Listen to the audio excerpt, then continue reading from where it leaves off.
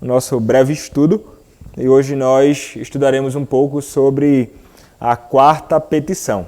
Então nós já vimos aqui as três primeiras petições, nós encontramos esta quarta petição no verso de número 11 de Mateus capítulo 6, quando a palavra nos diz: o pão nosso de cada dia dá-nos hoje. E como nós vimos, as três primeiras petições que nós aprendemos nestes nossos estudos, eles vão falar, são orações que dizem respeito a Deus, né? Ou as coisas de Deus, sobretudo.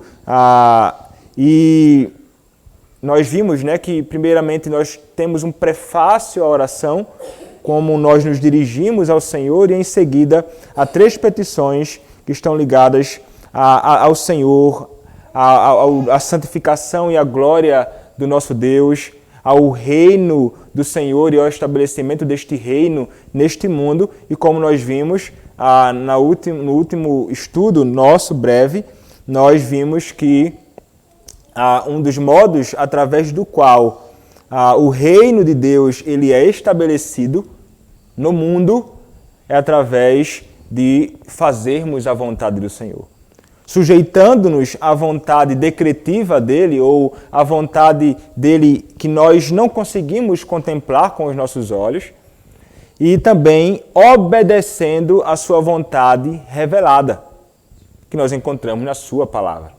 Então nós sujeitamos a sua vontade, ao seu governo soberano, a sua providência sobre nossas vidas, mas também, observando a palavra do Senhor, nós procuramos viver segundo a sua vontade, assim como Cristo, o Filho de Deus, viveu, desejando que a vontade de Deus, o Pai, fosse feita, e ele então se sujeitou e se submeteu a Deus. Agora nós passaremos a observar aquilo que nós podemos dizer que diz respeito a nós, que diz respeito aos nossos interesses, ou a nós, homens, a criaturas, filhos de Deus. E é justamente o que esta petição nos ensinará. Ela apontará para esta realidade e para uma grande necessidade que nós temos. Quando nós olhamos para a pergunta de número 104 do breve catecismo de Westminster, vai dizer o seguinte: pelo que oramos na quarta petição. Resposta: na quarta petição, que é o pão nosso de cada dia, dá-nos hoje. Pedimos que, da livre dádiva de Deus, recebamos uma porção suficiente das coisas boas desta vida e gozemos com elas das suas bênçãos. É interessante aqui.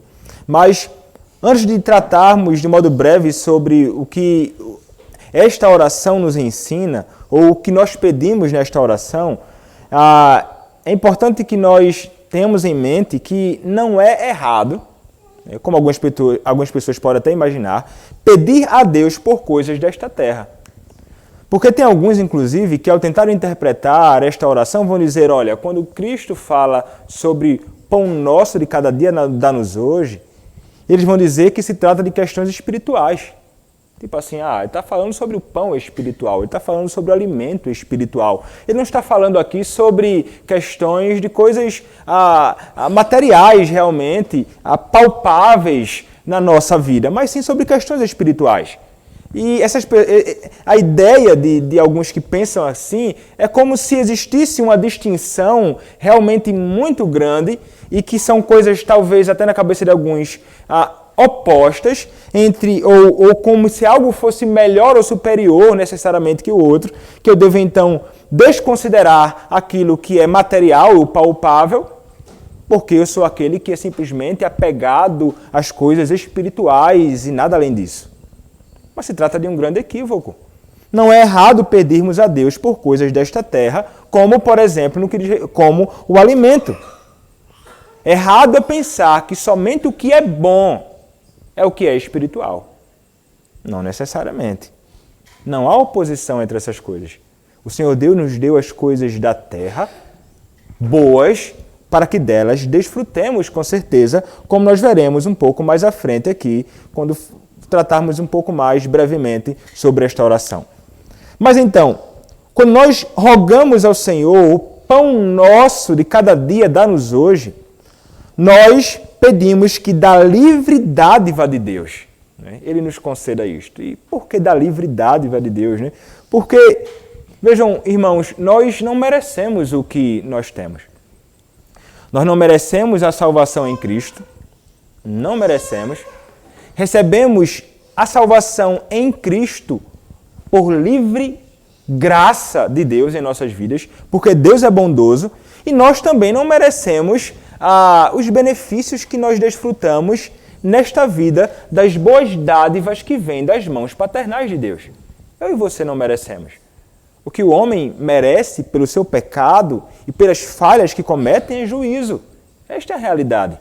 Mas o Senhor, Ele livremente, sem qualquer tipo de coerção, sem qualquer tipo de obrigação, como se nós pudéssemos subjugá-lo e fazer com que Ele fizesse isso. Não, Ele livremente nos faz isto. Nós rogamos a Ele por muitas coisas nesta vida, mas não é porque nós rogamos a Deus que Ele é obrigado a nos conceder. Tem tantas coisas que nós rogamos ao Senhor e Ele não nos concede. E louvado seja Deus por isso, Ele sabe realmente do que nós precisamos. Mas Ele nos concede isto livremente. Então, o pão que nós comemos, aquilo que nós desfrutamos, é tudo da livre dádiva de Deus. Quando nós olhamos então para essa questão do pão nosso de cada dia dá-nos hoje, também nós devemos entender que quando se trata de pão aqui, não está falando simplesmente sobre o pão, como chamam aqui, pão massa fina, pão massa grossa, careca, pão, liso. No Nordeste tem pão carioca, pão cedinha, pão francês, pão bolachão, pão bola, pão carteira, pão doce, tem todo tipo de pão. Não está falando simplesmente sobre pão, nesse sentido. Mas tudo aquilo que nós, como criaturas e filhos de Deus, carecemos para a nossa própria subsistência nesta vida. Questões físicas, que estão ligadas aí a questões do alimento também que nós precisamos, como daquilo que nós precisamos para nos vestir, de tudo aquilo que nós precisamos então para poder viver nesta vida. O que eu e você carecemos realmente. Então, quando nós oramos a Deus clamando assim, é por estas coisas que nós pedimos. Questões realmente materiais e palpáveis. Uma outra questão que nós devemos considerar, além de entendermos que é por livre graça ou dádiva de Deus que nós recebemos o que nós recebemos, é que quando nós rogamos a Deus, clamando a Ele por isto, o que isto revela sobre eu e você? Isto revela sobre eu e você que nós realmente dependemos de Deus. Veja, o mundo pensa que tudo aquilo que eles possuem, a sua geladeira cheia de comidas, a sua despensa abarrotada de comidas, a sua mesa cheia, farta de alimento, o seu guarda-roupas lotado de roupa que nem precisa, mas está lá, e uma série de coisas, eles imaginam. Tudo isso vem do meu esforço próprio, da força do meu próprio braço. Eu não dependo de ninguém. Basta eu ser capaz e diligente em fazer o que eu faço. E é isso, eu sou bem-sucedido. Ainda que saibamos que o ser diligente e o trabalhar e tudo mais são um meio que Deus mesmo determinou para alcançarmos também estas coisas, o que nós devemos entender, uma vez, sobretudo nós que conhecemos a Deus e sabemos da nossa condição, é que nós dependemos o tempo inteiro do Senhor. Se nós realmente conhecermos quem nós somos e quem Deus é, não tem como não chegarmos a esta conclusão. É inevitável não chegarmos à conclusão de que nós dependemos do Senhor. Como já falei tantas vezes, nós não somos independentes como Deus é independente. Deus é autossuficiente. Ele realmente não precisa de mim e de você para ser quem Ele é. Ele simplesmente é. Ele possui todas as coisas. Mas nós não. Nós dependemos dele o tempo inteiro. Para o ar que nós respiramos, nós dependemos de Deus.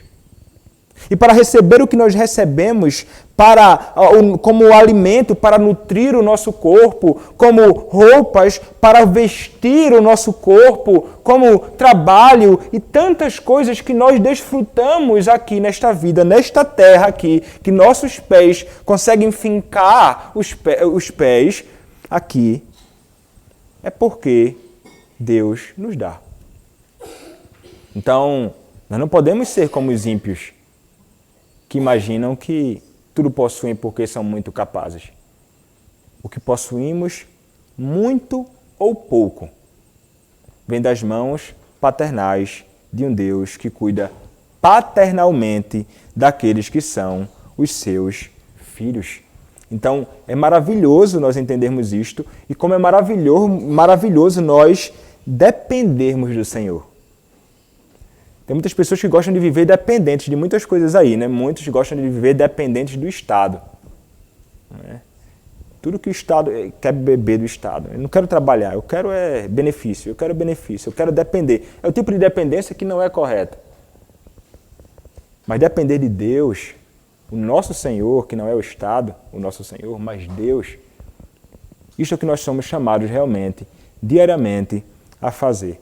Por esta razão, nós rogaremos a Deus diariamente, né? Pelo pão ou pelas coisas que precisamos hoje. Isto, inclusive, é algo que vai nos tratar qualquer tipo de enfermidade como a ansiedade. A preocupação demasiada com as coisas desta vida e uma preocupação tal que nos leva a ficarmos tão angustiados como se não tivesse um Deus que conduz todas as coisas. E realmente, né, se nós olharmos para o nosso próprio esforço, nós podemos nos desesperar, porque como somos falhos em tantas questões. E quando nós então desviamos os nossos olhos do Senhor Deus, que nos dá todas as coisas, da realidade, da dependência dele, e de que ele diariamente nos dará aquilo que precisamos, se nós também nos aproximarmos dele, clamando e pedindo a ele pelo pão nosso de cada dia, se nós perdermos de vista esta realidade, nós cairemos em desespero e em incredulidade, não é? E ansiedade, que é realmente incredulidade, é falta de confiança no Senhor.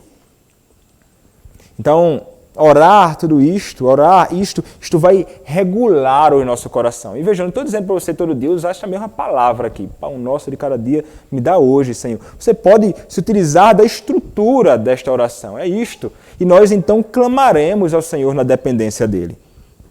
O Senhor, meus irmãos, ele nos dará tudo aquilo que realmente precisamos. E então, quando ele nos dá, como deve ser a nossa postura, né? Como nós devemos receber aquilo que ele nos dá e que é suficiente das boas coisas desta vida. A minha e a sua postura diante disto, no pouco ou no muito, deve ser gratidão e contentamento. Quando nós oramos a Deus desta forma, nós estamos também revelando que nós possuímos um coração grato pelas boas dádivas desta vida que Ele nos concede e um contentamento pelas boas coisas que Ele nos concede nesta vida. E isto é algo que nós devemos ter na nossa cabeça, porque com frequência nós somos inclinados a não termos a gratidão nos nossos lábios e somos muitas vezes inclinados a uma postura de murmuração e descontentamento. Ninguém precisa ensinar a qualquer pessoa sobre a arte do descontentamento. Todo mundo nasce descontente o tempo inteiro. Você não precisa ensinar para ninguém, é descontente. O que precisamos aprender, na verdade, é a arte ou a graça do contentamento no Senhor e nas boas dádivas que Ele tem nos dado graciosamente, porque é realmente Ele quem nos dá o pão. Além do texto de Mateus, nós podemos olhar, por exemplo, no Antigo Testamento, para Provérbios capítulo 30. Provérbios capítulo 30, versos 8º e 9º. Quando a palavra nos diz assim, Provérbios capítulo 30, verso 8º e 9º. Afasta de mim a falsidade e a mentira. Não me deis nem a pobreza nem a riqueza. Dá-me o pão que me for necessário, para não suceder que, estando eu farto, te negue e diga: quem é o Senhor? Ou que, empobrecido, venha a furtar e profane o nome de Deus. Ele pede: dá-me o pão que me for necessário. Não está pedindo muita coisa. O que eu preciso realmente. Né? O que eu realmente necessito é o que eu vou clamar a Deus, e é exatamente isso que Ele vai me dar. Como diz uma música, eu acho que é do Projeto Solas. O Projeto Solas é uma banda de música, cantando, eu acho, o Salmo 23, que nós cantaremos aqui. Uma linguagem diferente, né? Mas é baseado no Salmo 23. Eles vão dizer assim: se você não tem, é porque você não precisa. Se você não tem, é porque você não precisa. Talvez você possua mais tarde e é porque você realmente, Deus o concedeu, mas se você não tem, é porque você não precisa hoje. Tantas coisas, né? Que nós imaginamos que realmente necessitamos, quando, na verdade, nós não necessitamos. É simplesmente um desejo, muitas vezes, desordenado do nosso próprio coração por muitas coisas nesta vida. Pão nosso necessário para hoje. Um outro texto importante que nós observaremos é o texto de 1 Timóteo, capítulo 6, do verso 6 até o verso 8. 1 Timóteo, capítulo 6, do verso 6 até o verso 8. E aqui o texto nos diz o seguinte: de fato, grande fonte de lucro é a piedade com o contentamento, porque nada temos trazido para o mundo, nem coisa alguma podemos levar dele. Tendo sustento e com o que nos vestir, estejamos contentes. Então, notem que há um chamado ao contentamento. E o chamado ao contentamento é justamente algo que vai contra o nosso coração totalmente indisposto a isto. Então vejam, meus irmãos, de modo bem simples, aquilo que o Senhor tem te dado é com isto que você deve se alegrar.